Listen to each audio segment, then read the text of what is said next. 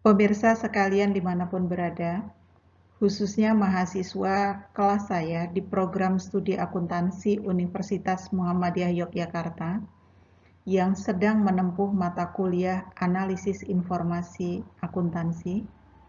Assalamualaikum warahmatullahi wabarakatuh. Kita masuk pada bagian kedua, pembahasan tentang analisis aktivitas operasi. Kita mulai dari pengakuan pendapatan.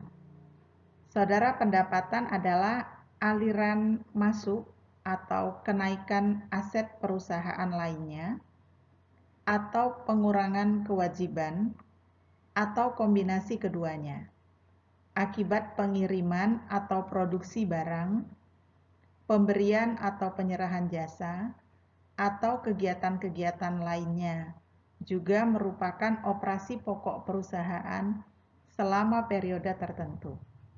Di sisi lain, keuntungan adalah peningkatan pada net asset atau equity yang disebabkan oleh transaksi tidak biasa atau yang tidak disengaja. Nah, dalam hal pengakuan pendapatan terdapat beberapa kriteria untuk pengakuan pendapatan ini. Yang pertama adalah aktivitas mendapatkan penghasilan secara substansial telah selesai dan tidak diperlukan upaya tambahan yang signifikan. Lalu, risiko kepemilikan secara efektif diteruskan kepada pembeli. Pendapatan dan biaya terkait diukur atau diperkirakan dengan akurat. Pendapatan diakui secara normal, menghasilkan peningkatan uang tunai, piutang, atau surat berharga. Transaksi pendapatan berhubungan erat dengan pihak independen, dan transaksi tidak dapat dibatalkan. Lalu saudara, panduan untuk pengakuan pendapatan. Ya. Yang pertama di sini adalah tentang ketidakpastian dalam penagihan pendapatan. Jadi di sini perusahaan menyisihkan cadangan untuk piutang tak tertagih untuk mencerminkan ketidakpastian penagihan piutang dari penjualan kredit. Nah, jika tidak terdapat keyakinan yang wajar mengenai ketertagihan piutang, jadi praktiknya ini memberikan prosedur umum untuk menangguhkan pengakuan pendapatan hingga kasnya tertagih. Ya. Lalu yang kedua tentang pengakuan pendapatan jika terdapat hak pengembalian. Ya. Nah, jika pembeli memiliki hak pengembalian, pendapatan dan biaya penjualan diakui tetapi dikurangi untuk mencerminkan taksiran pengembalian dan beban terkait. Jika tidak dipenuhi, pengakuan pendapatan ditangguhkan. Kemudian yang ketiga tentang pendapatan waralaba. Ya. Nah, pendapatan waralaba di sini dalam standar akuntansi untuk franchisernya mewajibkan bahwa pendapatan komisi waralaba dari penjualan waralaba diakui hanya ketika seluruh jasa yang material dan kondisi yang terkait dengan penjualan sebagian besar telah dilakukan atau dipenuhi oleh franchisernya. Ya. Kemudian untuk yang keempat tentang perjanjian pembiayaan produk. Ya. Perjanjian pembiayaan produk ini merupakan perjanjian yang melibatkan transfer atau perolehan persediaan oleh sponsor yang meskipun seringkali menyerupai penjualan pendapatan, ya, secara substansi merupakan perangkat pembiayaan persediaan. Kemudian yang kelima untuk pendapatan berdasarkan kontrak, ya. Nah, berdasarkan metode akuntansi, persentase penyelesaian yang digunakan untuk kontrak jangka panjang penjualan dan laba kotor diakui saat pekerjaan dilakukan berdasarkan hubungan antara biaya akrual yang terjadi dengan taksiran biaya penyelesaian total. Ya. Nah, penjualan dan laba kotor disesuaikan secara prospektif berdasarkan revisi estimasi biaya kontrak total dan nilai kontrak. Taksiran kerugian dicatat saat dapat diidentifikasi. Klaim kepada pelanggan diakui sebagai pendapatan saat klaim itu dibayar. Jumlah piutang yang masih belum dibayar setelah 1 tahun tidak signifikan. Ya. Kemudian yang keenam adalah pendapatan yang belum diterima. Ya. Pendapatan yang belum diterima, kredit yang ditangguhkan disajikan sebagai kewajiban tidak lancar. Ya.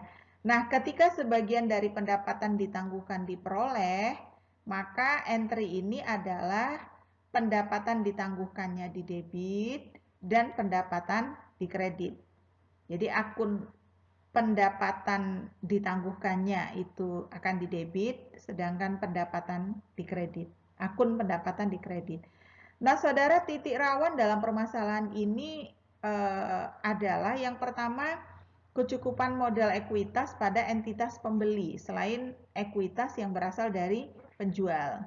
Lalu adanya kewajiban kontingen seperti jaminan utang atau perjanjian yang mewajibkan penjual memberikan kas ke entitas pembeli dalam situasi tertentu. Kemudian penjualan aset atau kerugian operasi yang secara historis tidak dapat menghasilkan cukup arus kas operasi untuk mendanai layanan utang masa depan dan ekspektasi dividen. Ya, itu adalah bagian-bagian yang harus diperhatikan oleh analis ya ketika melakukan analisis tentang pengakuan pendapatan. Kemudian kita lihat di sini tentang beban tangguhan. Ya. Saudara, beban tangguhan merupakan biaya yang telah terjadi yang ditangguhkan karena diharapkan manfaatnya dapat dirasakan pada periode masa depan. Motivasi untuk menangguhkan biaya ini agar dapat mengaitkan beban dengan manfaat yang diharapkan. Motivasi ini mendasari kapitalisasi seluruh aset jangka panjang. Ya. Nah, contoh beban tangguhan adalah penelitian dan pengembangan. Ya, beban untuk penelitian dan pengembangan atau biasa disebut research and development. Kemudian beban software komputer atau piranti lunak, kemudian biaya eksplorasi dan pengembangan pada industri ekstraktif. Contohnya adalah untuk perusahaan tambang. Kita bahas ya satu persatu. Yang pertama dari penelitian dan pengembangan atau research and development. Nah, saudara, beban penelitian dan pengembangan ini adalah beban yang terjadi dan ditangguhkan. Diharapkan manfaatnya dapat dirasakan pada periode mendatang. Kemudian untuk beban tangguhan piranti lunak. Ya, jadi pengembangan piranti lunak sebagai beban ditangguhkan ini karena dikaitkan dengan pendapatan di masa depan. Sedangkan praktik akuntansi untuk piranti lunak yang dijual, disewakan atau dipasarkan dengan menggunakan teknologi visibility, ya, sehingga biaya dapat dikapitalisasi dan dikaitkan dengan pendapatan masa depan. Nah, untuk biaya eksplorasi dan pengembangan pada industri ekstraktif, ini jadi biaya eksplorasi dan pengembangan secara wajar diharap dapat diperoleh kembali dengan penjualan sumber daya alam, ya, dibebankan ketika terjadi atau dikapitalisasi dan diamortisasi sepanjang perkiraan periode manfaat di masa yang akan datang. Nah, saudara, untuk permasalahan akuntansi dalam hal beban penelitian dan pengembangan itu adalah tingginya ketidakpastian manfaat akhir ya yang dihasilkan dari aktivitas riset dan development tadi. Jadi seringkali diperlukan waktu yang lama gitu ya antara dimulainya aktivitas research and development dengan penentuan keberhasilan ya. Nah, masalah evaluasi yang disebabkan oleh sifat tak berwujud sebagian besar aktivitas research and development karena memang research and development ini kan hasilnya biasanya juga tidak berwujud ya, sesuatu yang tidak berwujud. Imbalan kerja merupakan bagian kelima dari 6 materi pokok yang akan kita bahas. Saudara, imbalan kerja adalah semua bentuk imbalan yang diberikan oleh entitas sebagai pertukaran atas jasa yang diberikan oleh pekerja, termasuk direktur dan manajemen. Imbalan atau kompensasi dapat berupa kontrak kompensasi yang ditangguhkan, serta hak apresiasi saham. Ya. Nah, di sini untuk kontrak kompensasi yang ditangguhkan. Ya, yaitu janji membayar pada karyawan di masa mendatang dengan beberapa syarat ketentuan untuk mempertahankan karyawan. Akuntansi melakukan nilai akrual dari masa sekarang. Hak apresiasi saham di sini adalah hak sejumlah saham tertentu untuk karyawan senilai kenaikan nilai pasar saham sejak tanggal diberikan. Akuntansi mencatat beban kompensasi pada akhir periode ya untuk hak apresiasi saham. Nah, sekarang untuk opsi saham ya. Jadi pemberian kompensasi dalam bentuk opsi saham karyawan ini tidak hanya memberikan keuntungan bagi karyawan, tetapi juga akan memberikan keuntungan secara tidak langsung bagi perusahaan. Ya. Nah, keuntungan yang dapat dirasakan oleh perusahaan antara lain program ini dapat meningkatkan kinerja karyawan, ya.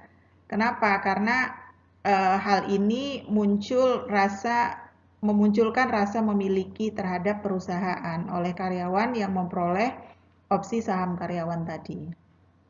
Ya. Nah, jadi kompensasi karyawan berbasis saham atau kadangkala disebut juga hak saham karyawan. Ini merupakan kompensasi insentif yang paling terkenal. Ya.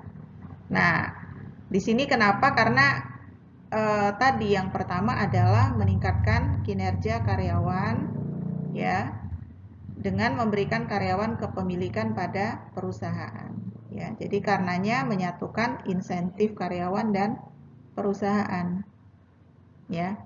Nah, kemudian sarana untuk menarik karyawan yang berbakat dan giat berusaha ya. Jadi dengan opsi saham ini tentu karyawan itu akan lebih giat untuk berusaha. Kemudian memberikan kompensasi kepada karyawan tanpa perlu mencatat biaya. Ya. Nah, kemudian lagi merupakan bentuk kompensasi karyawan, namun tidak memiliki dampak langsung terhadap kas. Ya. Nah, itu adalah tentang opsi saham.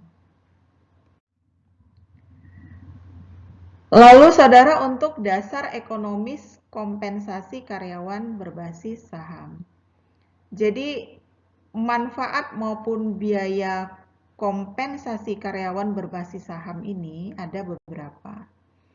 Yang pertama, manfaat kompensasi karyawan berbasis saham itu adalah potensi kenaikan nilai perusahaan yang berasal dari dampak insentif terhadap perilaku karyawan. Jadi kan nanti keuntungannya justru kembali lagi kepada perusahaan dan kepada karyawan. Lalu tentang biaya kompensasi karyawan berbasis saham ini terletak pada potensi dampak ilusinya, ya, yaitu saat eksekusi kompensasi karyawan berbasis saham ini memindahkan kekayaan dari pemegang saham kepada karyawan dengan mendilusi kepemilikan pemegang saham sekarang dalam perusahaan. Nah, saudara, tentang akuntansi opsi saham. Jadi terdapat dua masalah akuntansi utama yang terkait dengan kompensasi karyawan berbasis saham. Kompensasi ini, ya. Jadi untuk kompensasi karyawan berbasis saham itu ada dua, yaitu dilusi laba per saham dan pengakuan biaya kompensasi saham, ya, di sini. Nah, jadi ada dilusi laba per saham dan beban kompensasi. Itu maksudnya beban kompensasi karyawan berbasis saham, ya. Nah, saudara, dalam hal analisis kompensasi karyawan berbasis saham ini, biaya kompensasi karyawan berbasis saham merupakan biaya sesungguhnya. Namun, laba akuntansi tidak mengakui biaya ini, ya. Ada di dalam rekomendasi SFAS nomor 123, ya. Namun tidak mewajibkan pengakuan amortisasi biaya opsi pada laba akuntansi, ya. Itu pada SFAS 123. Nah, saudara, kemudian tentang bunga dan pajak. Jadi bunga merupakan kompensasi atas penggunaan uang. Bunga merupakan kelebihan kas yang dibayar atau ditagih atas sejumlah uang, ya, maksudnya adalah uang pokok, ya, yang dipinjam atau dipinjamkan. Bunga ditentukan oleh berbagai faktor, dan faktor terpenting adalah risiko kredit. Ya, risiko kredit kan bisa terjadi utang itu tidak dibayar. Maka dikatakan bagian terpenting atau faktor terpenting dari bunga itu adalah risiko. Ya, risiko kredit dari si peminjam. Nah, beban bunga itu ditentukan oleh tingkat bunga, pokok pinjaman, dan jangka waktu. Jadi tentunya semakin besar pokok pinjaman akan semakin besar bunga. Begitu juga dengan semakin lama jangka waktunya juga total atau akumulasi bunganya juga akan semakin besar. Tentu juga hal yang menentukan adalah tingkat bunga itu sendiri. Saudara, untuk perhitungan bunga, jadi beban bunga perusahaan itu merupakan tingkat nominal yang dibayarkan untuk pendanaan melalui utang, termasuk pada kasus obligasi, amortisasi, diskon atau premium. Ya. Nah, beban yang terkait dengan akun utang yang diamortisasi sepanjang masa pengeluaran utang akan menambah biaya bunga efektif. Lalu tentang kapitalisasi bunga. Jadi kapitalisasi bunga diwajibkan sebagai bagian dari biaya aset yang dibangun atau diproduksi oleh perusahaan untuk digunakan sendiri, termasuk biaya yang dibangun atau diproduksi oleh perusahaan pihak lain dengan pembayaran di muka atau berkala. Ya. Nah, penghitungan laba per saham dilusian menggunakan jumlah saham yang beredar pada kondisi terjadi konvensi uang utang yang dapat dikonversi. Ya. Nah, apa sih tujuan kapitalisasi bunga? Yang pertama adalah mengukur biaya akuisisi aset dengan lebih akurat. Lalu yang kedua, mengamortisasi biaya akuisisi terhadap pendapatan yang diperoleh dari aset tersebut. Ya. Nah, Saudara, untuk penghitungan laba per saham dilusian yang menggunakan jumlah saham yang beredar pada kondisi terjadi konversi utang yang dapat dikonversi tadi, di sini efeknya akan memberikan beban tambahan pada tingkat bunga melalui dilusi laba per saham. Ya. Jadi di sini bunga mencerminkan biaya periode dan tidak perlu dikapitalisasi. Akuntansi kapitalisasi bunga belum jelas ya sebetulnya.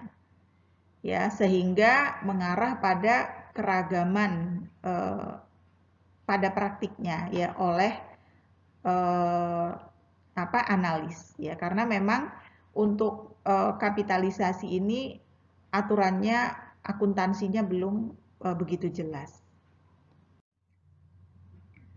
Kemudian untuk pajak penghasilan, saudara, terdapat perhitungan laba menurut Undang-Undang Pajak, lalu ada juga perhitungan laba menurut GAAP, Generally Accepted Accounting Principle atau prinsip akuntansi berterima umum.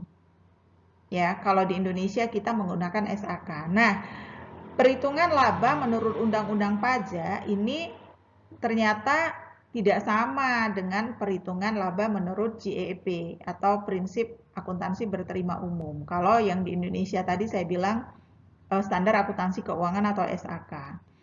Nah, perbedaan antara laba akuntansi dengan laba fiskal, dalam hal ini laba fiskal kan berarti ditentukan oleh undang-undang.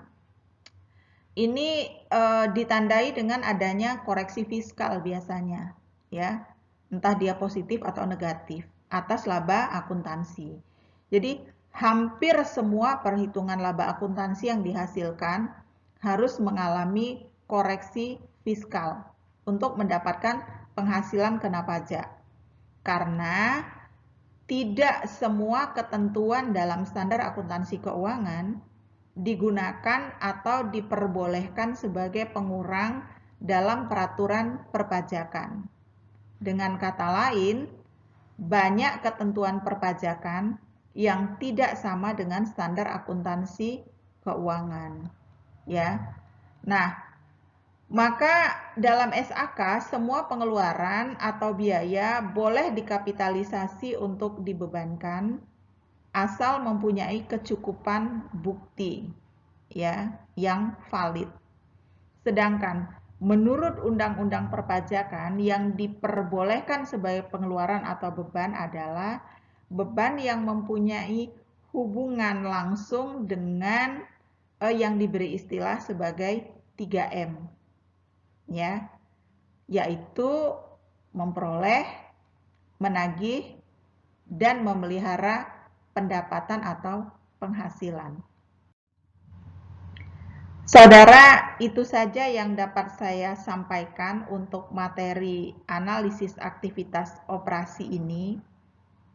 Saudara dapat memperdalam materi dengan membaca buku referensi yang sudah saya sampaikan di bagian pertama, yaitu buku analisis laporan keuangan karangan K.R. Subramanyam. Boleh juga saudara membaca buku-buku lain yang relevan. Selamat belajar, selamat mengerjakan tugas, tetap sehat, tetap semangat. Sekian, wassalamualaikum warahmatullahi wabarakatuh.